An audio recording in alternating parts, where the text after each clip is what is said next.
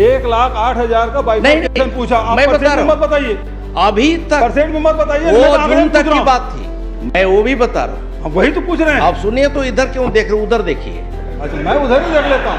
लक्ष्य से ज्यादा तो नहीं दिए, ये काला बाजारी क्यों हो रहा है, यही प्रश्न है। सुपर फास्फेट, इन खादों की मात्रा को हमने बढ़ाया। 16 मिनट 17 मिनट हो गए हैं और पूरे जवाब आ गया है, और जितने प्रश्न आप करना चाहते थे हो गया है।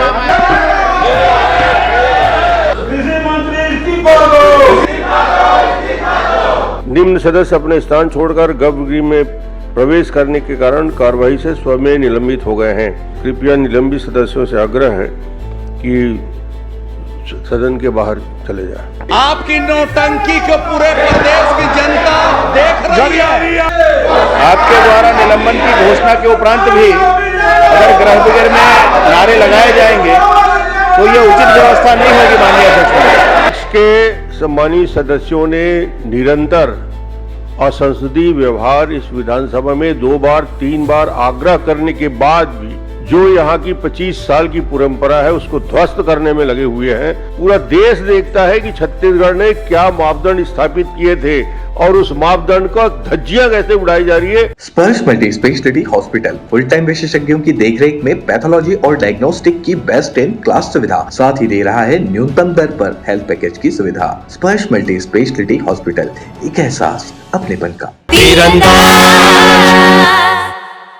कि जितने डीएपी आया है, आपने उत्तर दिया 108 लाख मीट्रिक टन आया। 3 लाख के विरुद्ध में 1,08,000 मीट्रिक टन आया। इनका सीधा सीधा प्रश्न था अध्यक्ष महोदय, किस 1,08,000 मीट्रिक टन में आपने निजी क्षेत्र को कितना दिया और सोसाइटी में कितना दिया?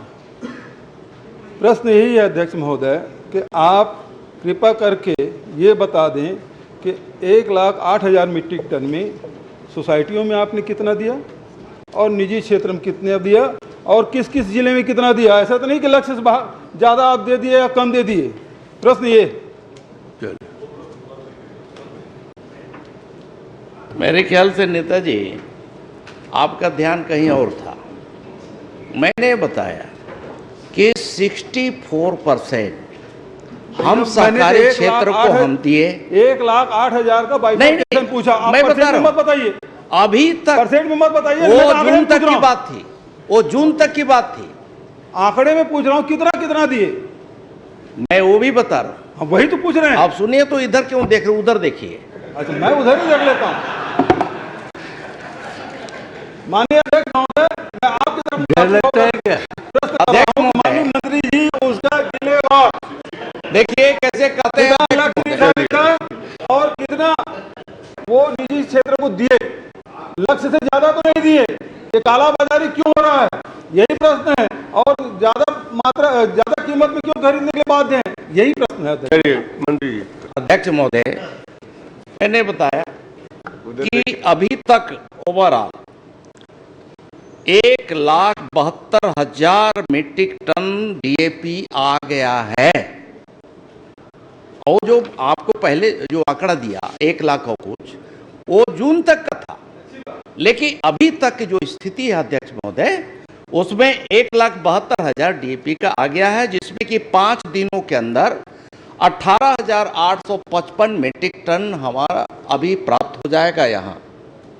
और तो मैं समझता हूँ कि धीरे धीरे ये पूरी आपूर्ति हो जाएगी।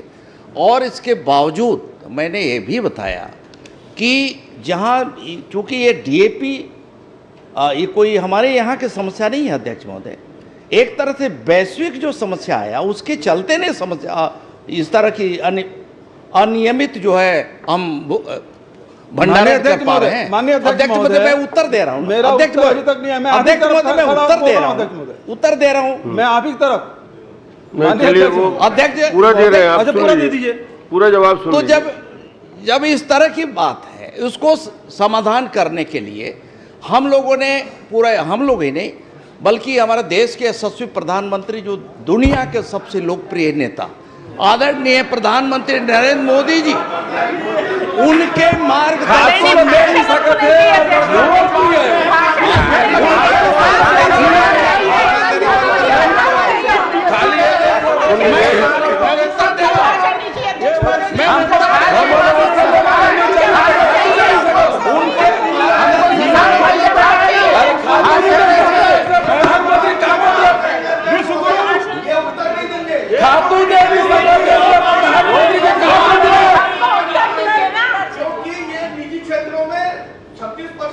कालाबाजारी हो रहे हैं।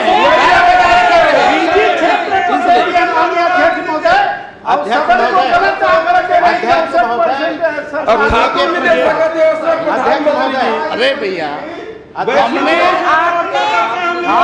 संस्थान को दिया अध्यक्ष महोदय जी, इन्होंने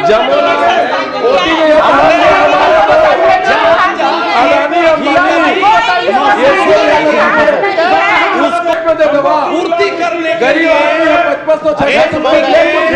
सुपर फास्ट पे इन खादों की मात्रा को हमने बढ़ाया।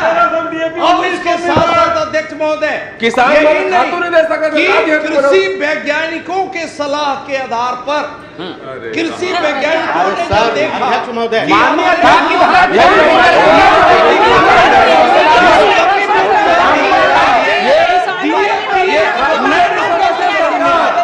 ठीक है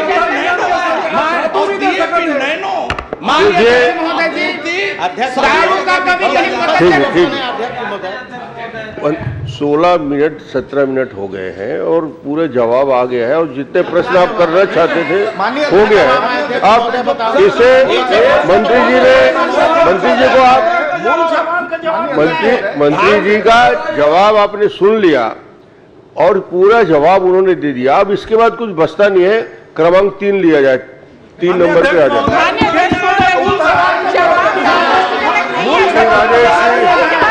अपना प्रश्न करें।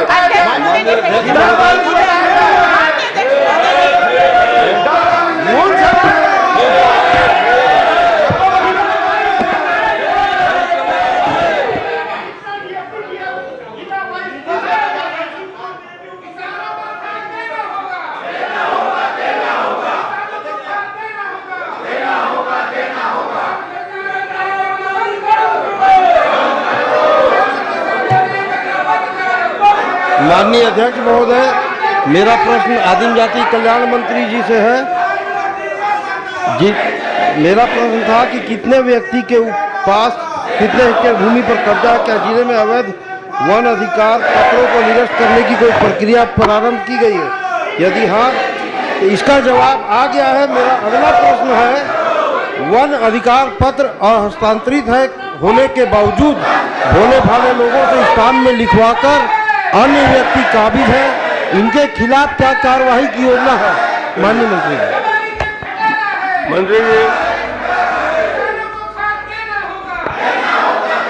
मंत्री जी जवाब दे।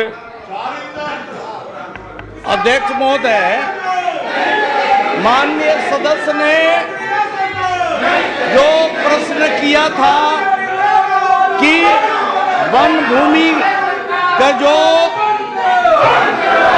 पट्टे दिए गए हैं, इस बारे में हमने उत्तर दिया है। अध्यक्ष महोदय, अभी तक हमने जो अब गलत तरीके से पट्टे दिए गए थे उसमें अभी तक जो प्रकरण है उसमें हमने जिला स्तरीय वन अधिकार समिति की बैठक दिनांक जिसमें निरस्तीकरण की अनुशंसा किया गया है। इसमें व्यक्तिगत जो पट्टे दिए गए थे गैर वन भूमि होने के कारण उसमें से 830 और इसी प्रकार से गैर वन भूमि होने के कारण 29/3/2016 को 225 लोगों का पट्टा निरस्त किया गया। 880 पट्टे गैर वन भूमि होने के कारण 17/5/16 की बैठक में निरस्त किया गया। इसी प्रकार से जिला स्तरीय वन अधिकार समिति की बैठक दिनांक 20/1/17 को एक जो है गैर वन भूमि होने के कारण पट्टा निरस्त किया गया। इसी प्रकार से पूर्व में कब्जा न होने के कारण 143 लोगों को 10/11/2017 की बैठक में पट्टा निरस्त किया गया। कुल मिलाकर के 2079 लोग का पट्टा निरस्त किया गया। अध्यक्ष महोदय, विधानसभा की प्रक्रिया और कार्य संचालन संबंधी नियमावली के नियम 250 के उपनियम 1 के तहत निम्न सदस्य अपने स्थान छोड़कर गर्भगृह में प्रवेश करने के कारण कार्यवाही से स्वमेव निलंबित हो गए हैं। श्री डॉक्टर चरणदास मान, श्री भूपेश बघेल, श्रीमती अनिला भेड़िया, श्री उमेश पटेल, श्री लखेश्वर बघेल, श्री दलेश्वर साहू, श्री भोलाराम साहू, श्री लालजीत सिंह राठिया, श्रीमती उत्तरी गणपत जांगड़े, श्री दिलीप लहरिया, राम कुमार यादव, श्री द्वारकेश यादव, श्रीमती अंबिका मरकाम, श्रीमती संगीता सिन्हा, श्रीमती यशोदा नीलांबर वर्मा, श्री इंद्र शाह मंडावी, श्रीमती सावित्री मनोज मंडावी, विक्रम मंडावी, श्रीमती विद्यावती सिदार, श्री फूल सिंह राठिया, श्री राघवेंद्र कुमार सिंह, श्री व्यास कश्यप जी, श्री शेषराज हरवंश, श्रीमती चात्री नंद, श्रीमती कविता प्राण लहरे, श्री संदीप साहू, श्री इंद्र साव, श्री जनक ध्रुवे, श्री ओंकार साहू, श्रीमती हर्षिता स्वामी पटेल। कृपया निलंबित सदस्यों से आग्रह है कि सदन के बाहर चले जाएं।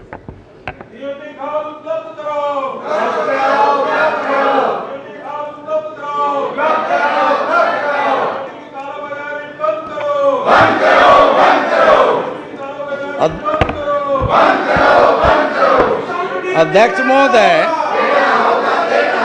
ये सब घड़ियाली आंसू कब तक बहाते रहेंगे? एक घड़ियाली आंसू बहाना बंद करिए। आपकी नौटंकी को पूरे प्रदेश की जनता देख रही है और आपको आने वाले समय में बंद करो।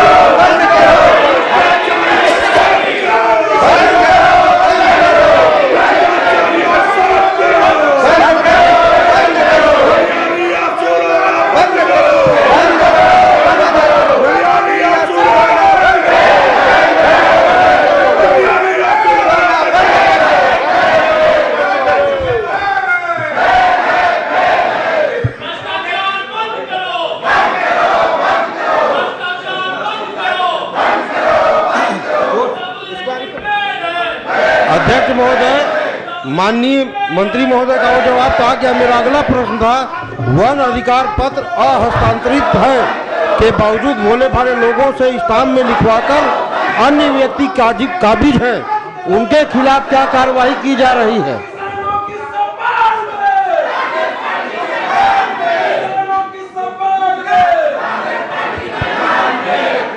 माननीय अध्यक्ष महोदय, आपके द्वारा निलंबन की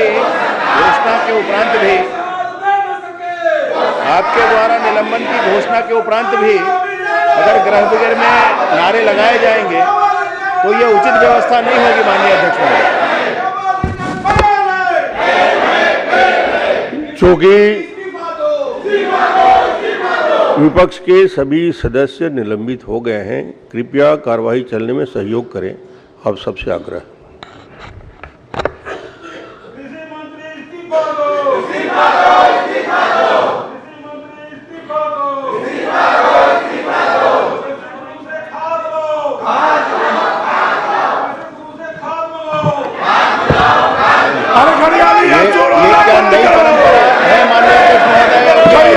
राजेश प्रश्न करो।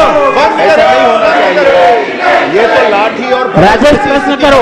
छोड़ देंगे माननीय अध्यक्ष महोदय, तरीके से पहले मैं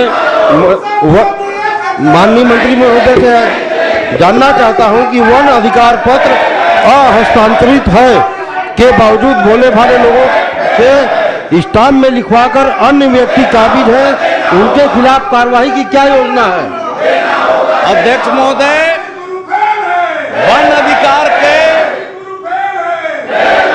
पट्टे को कहीं भी हस्तांतरण नहीं किया जा सकता और यदि कहीं पर हस्तांतरण किया गया है और कहीं पर नीलामी या बिक्री किया गया है तो उसके खिलाफ सख्त से सख्त कार्रवाई की जाएगी। आदरणीय अध्यक्ष महोदय, क्या शासन यह सुनिश्चित करेगा कि प्रत्येक विकासखंड एवं ग्राम पंचायत स्तर पर सभी वन अधिकार पत्रों की भौतिक सत्यापन कर वास्तविकता की जांच कराए?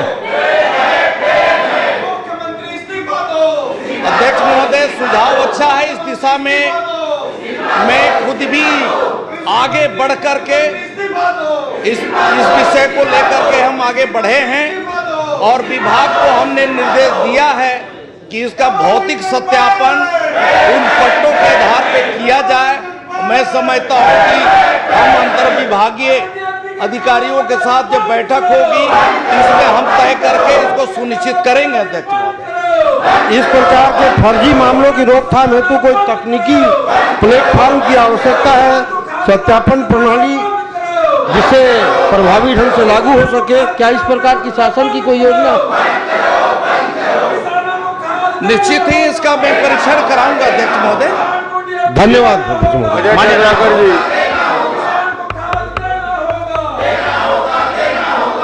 माननीय मंत्री महोदय, आपने प्रश्न के उत्तर में कहा है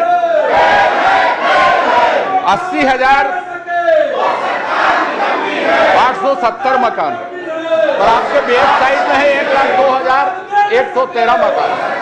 आपके वेबसाइट में 1,02,113 मकान हैं। आपने उत्तर में यह बताया है जहां है जैसा है, एक मुफ्त निपटान किया गया। यह जहां है जैसा है, इसकी परिभाषा क्या है? इसको किन लोगों ने परिभाषित किया? इसको किन लोगों ने परिभाषित किया और क्या मूल्य उसके तय किए गए सभी वर्गों के मकान के?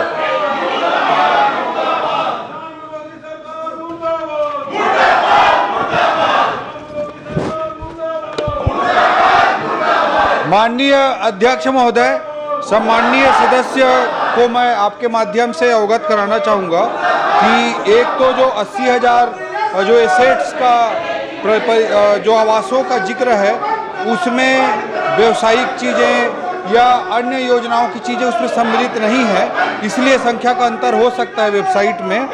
और जो एज इट इज जैसी स्थिति है वैसी का जो स्थिति है उसमें कोई एक्स्ट्रा मेंटेनेंस करके उसको बेचने का प्रावधान नहीं किए हैं।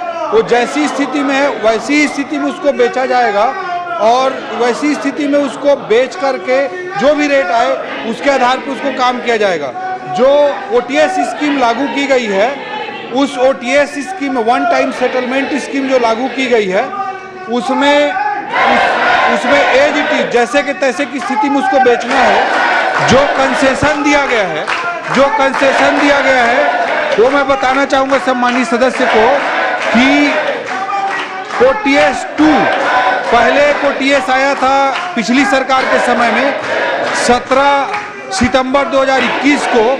17 सितंबर 2021 से 31 मार्च 2024 तक ये लागू थी। उसमें जो भी प्रोजेक्ट आए थे, घर आए थे, वो पहले ही पुराने थे, इसलिए OTS 2 में जो शामिल नहीं थे, नए संपत्ति जो शामिल हुए हैं उन पे बेस रेट पर 10% की छूट दी गई है। उसमें बेस रेट पर 10% की छूट दी गई है। जो 10 वर्ष से अधिक समय से रिक्त संपत्तियां हैं उस पर 30% की छूट दी गई है। जो 5 वर्ष से अधिक समय से रिक्त हैं लेकिन 20% से अधिक संपत्ति वहां पर खाली है, अगर 20% से अधिक संपत्ति खाली है और 5% से अधिक 5 वर्ष से अधिक का, उसमें 30% की छूट दी गई है। और 5 वर्ष से अधिक समय से जो रिक्त हैं और 20% से कम संपत्ति वहां खाली है उस पर 20% की छूट दी गई है। ये छूट बेस प्राइस पर दी गई है। ये टेंडर निकालने का बेस प्राइस है, उस पर टेंडर निकलता है और जो टेंडर में H1 आता है, मतलब ये केवल ऐसा नहीं कि फ्लैट छूट दे रहे हैं, उसके बेस रेट पर छूट है, उसके बाद टेंडर होगा और टेंडर पे जो हाईएस्ट बीट कर रहा है उसको दिया जा रहा है। आपने कहा है कि कोई मकान जर्जर नहीं है। जर्जर नहीं है तो आपने छूट की योजना क्यों लागू की? क्या आपके मकान बिक नहीं रहे हैं? और बिक नहीं रहे हैं, अभी भी बकाया है, तो नहीं बिकने और छूट में बिकने के बाद गृह निर्माण मंडल को कितने की क्षति हुई और अभी कितनी परियोजनाएं उसके बाद नहीं चल रही? मकान नहीं बिकने के बाद भी कितनी परियोजनाएं नहीं चल रही?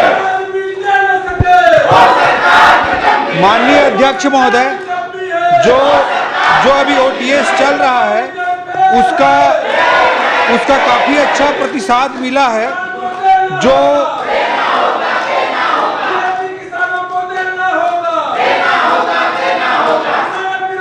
जो पहले ओटीएस आया था उसमें 506 मकानों का आवंटन हुआ था और 511 करोड़ रुपए की राशि आई थी। अभी ओटीएस 2 जो आया है उसमें 995 मकानों का आवंटन हुआ है और इसमें लगभग 147 करोड़ रुपए की बिक्री हुई है पिछले 4 महीनों में। क्षति तो जो क्षति की कुल राशि है मैं सम्माननीय सदस्य को उपलब्ध करा दूंगा। बट मैं ये आपसे जो मकान नहीं बिके हैं वो ईडब्ल्यूएस के कितने हैं जो नए मकान बने हैं, एलआईजी कितने हैं, एचआईजी कितने हैं, एमआईजी कितने हैं, और आप जो नया प्रोजेक्ट चला रहे हैं उसमें कौन से क्वालिटी का मकान, एचआईजी कितना बनना है, एमआईजी कितना बनना है या एलआईजी कितना बनना है, ये इसका आधार क्या है, संख्या का।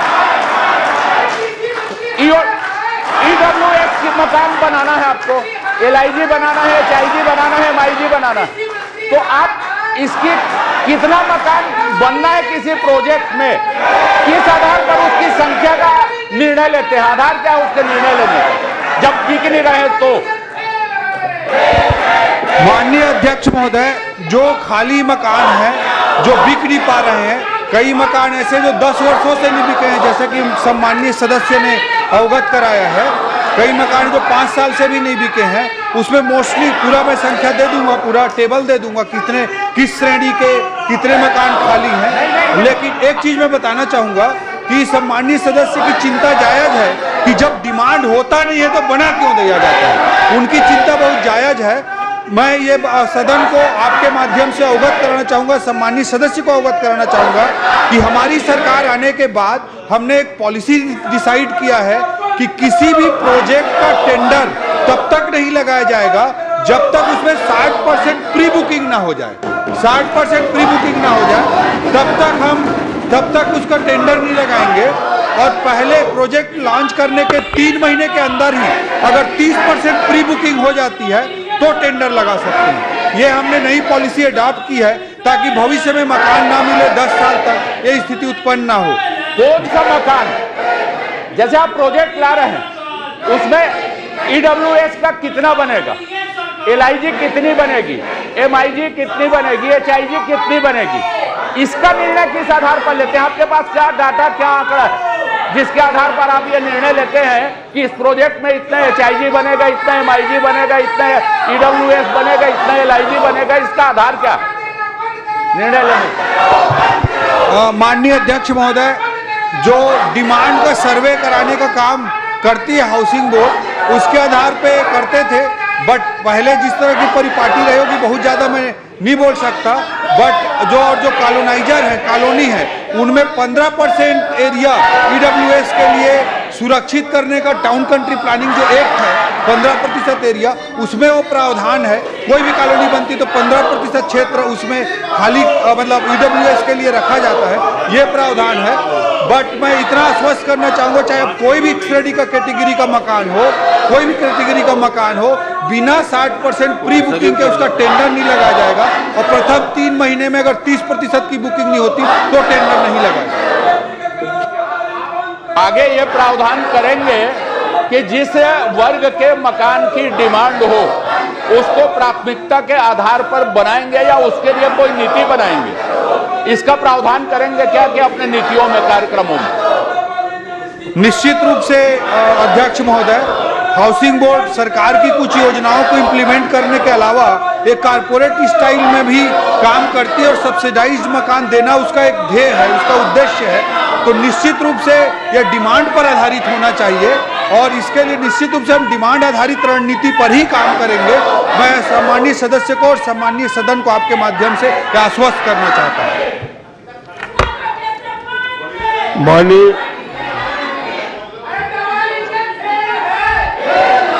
प्रतिपक्ष के सम्मानीय सदस्यों ने निरंतर असंसदीय व्यवहार इस विधानसभा में 2 बार 3 बार आग्रह करने के बाद भी जो यहाँ की 25 साल की परंपरा है उसको ध्वस्त करने में लगे हुए हैं और ये नुकसान छत्तीसगढ़ का है। छत्तीसगढ़ के संसदीय परंपराओं का है। पूरा देश देखता है कि छत्तीसगढ़ ने क्या मापदंड स्थापित किए थे और उस मापदंड का धज्जियां कैसे उड़ाई जा रही है। इसलिए मेरे आग्रह के बाद भी आप समझने को तैयार नहीं है, सदन की कार्यवाही 12 बजे तक के लिए स्थगित। खुश है तो फिर खुशी मना ले, छोटा बड़ा केक मंगा ले, संगम में मिलता है बढ़िया केक, संगम में मिलता है बढ़िया केक।